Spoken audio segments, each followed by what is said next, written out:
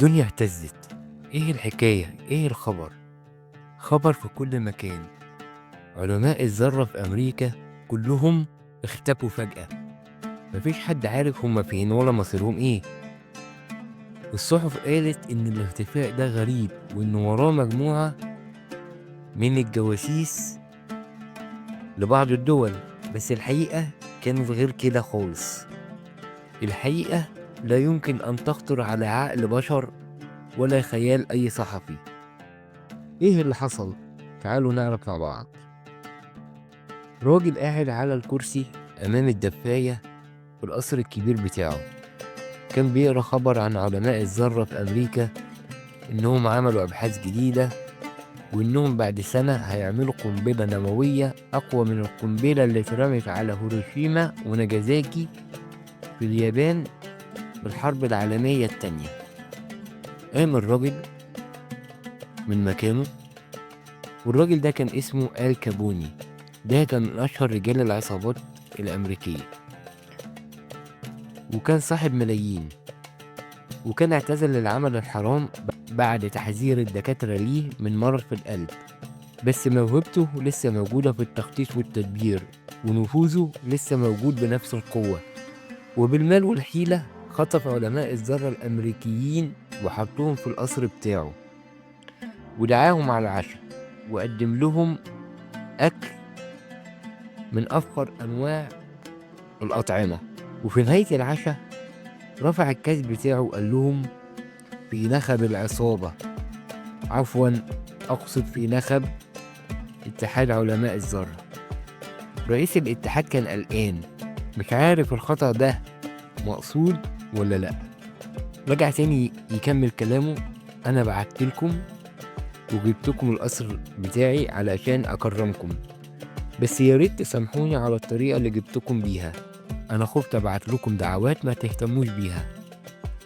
أكيد أنتم فاهمين إن مفيش صلة ممكن تربط بيني وبينكم، ومفيش تشابه بين مهنتي ومهنتكم.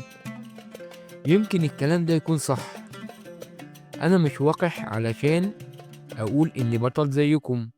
أنتم أبطال. في لحظة واحدة موتوا مئات الآلاف من الرجال والنساء والشيوخ والأطفال. أنا شهرتي قامت على عدد بسيط من الرجال.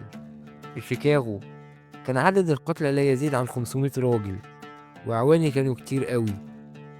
إنما أنتم قدرتم تبيدوا 50,000 دفعة واحدة. إحنا كان كل اللي في إيدينا مسدسات ورشاشات.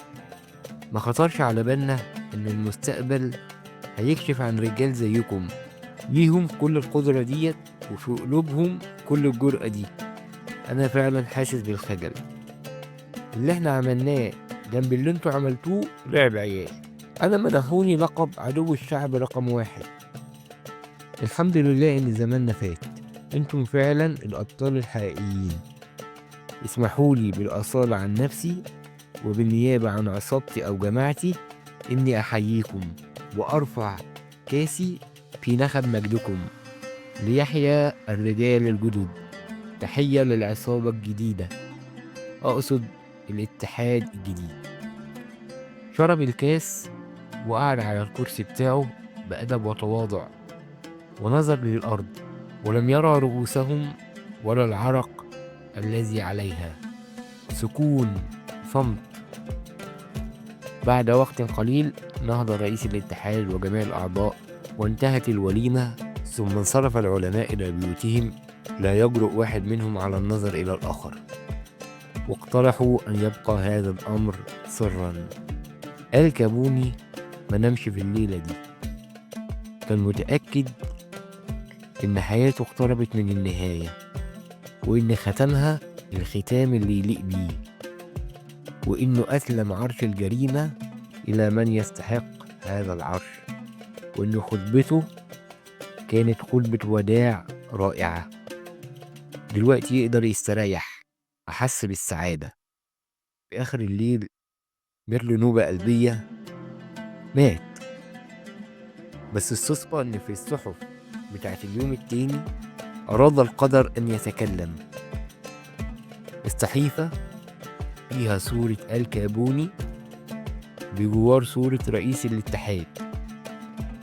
الصورة الأولى بمناسبة وفاته، والتانية بمناسبة رجوع رئيس الاتحاد وأعضاء الاتحاد بعد اختفاء عدة أيام في مهمة سرية فنية خاصة بالقنبلة النووية.